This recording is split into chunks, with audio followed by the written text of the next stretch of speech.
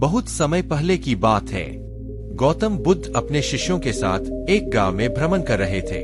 वहां के लोग बुद्ध की शिक्षाओं और उनके जीवन दर्शन से अत्यंत प्रभावित थे और उनकी बुद्धिमत्ता को सुनने के लिए उत्सुक रहते थे। एक दिन बुद्ध और उनके शिष्य एक गांव में पहुंचे।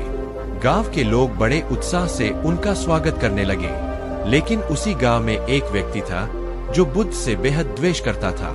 उसने बुद्ध के आगमन की खबर सुनी और तय किया कि वह बुद्ध को सबके सामने अपमानित करेगा। जब बुद्ध गांव के प्रमुख चौराहे पर अपने शिष्यों के साथ खड़े थे, वह व्यक्ति आया और बिना किसी संकोच के बुद्ध को गालियां देने लगा। उसने बहुत बुरी बातें कही और बुद्ध को अपमानित करने का हर संभव प्रयास किया। बुद्ध के शिष्य यह सब देखकर अत्यंत क्रोधित हो गए। वे उस व्यक्ति को सबक सिखाने के लिए तैयार हो गए, लेकिन बुद्ध ने अपने शिष्यों को शांत रहने का संकेत दिया।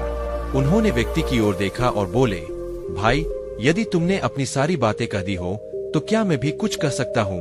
वह व्यक्ति हक्का बक्का रह गया।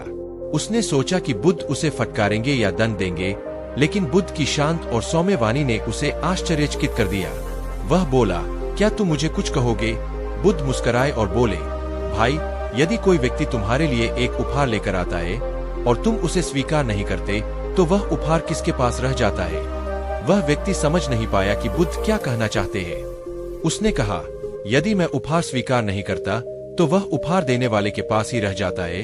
बुद्ध ने उत्तर दिया, ठीक वैसे ही यदि तुम मुझे अपशब्द कह रहे हो और मैं उन्हें स्वीकार नहीं करता, तो वे अपशब्द किसके पास रह जाते हैं? वह व्यक्ति अपनी गलती समझ गया।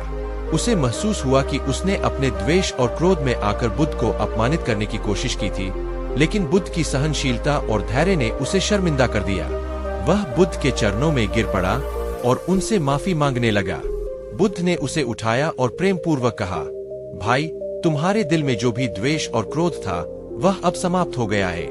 यह हमारे जीवन का एक महत्वपूर्ण पाठ है कि हमें किसी भी परिस्थिति में धैर्य और सहनशीलता नहीं छोड़नी चाहिए। इस कहानी से हमें यह सीख मिलती है कि जीवन में कितनी भी कठिन परिस्थितियां आए, हमें धैर्य और सहनशीलता के साथ उनका सामना करना चाहिए। किसी के अपशब्दों का उत्तर देने के बजाय हमें शांत रहकर अपनी मर्यादा बनाए रखनी चाहिए। यही सच्चा धैर्य और सहनशीलता है जो हमारे जीवन को सुखमय और शांतिपूर्ण बनाता है। तो दोस्तों, उम्मीद करता हूँ आपको इस कहानी से एक अच्छी सीख मिली होगी। यह कहानी आपको कैसी लगी हमें कमेंट बॉक्स में कमेंट करके जरूर बताएं और इस कहानी को अपने दोस्तों के साथ जरूर शेयर करें ताकि उन्हें भी इस कहानी से कुछ सीखने को मिल सके। धन्यवाद।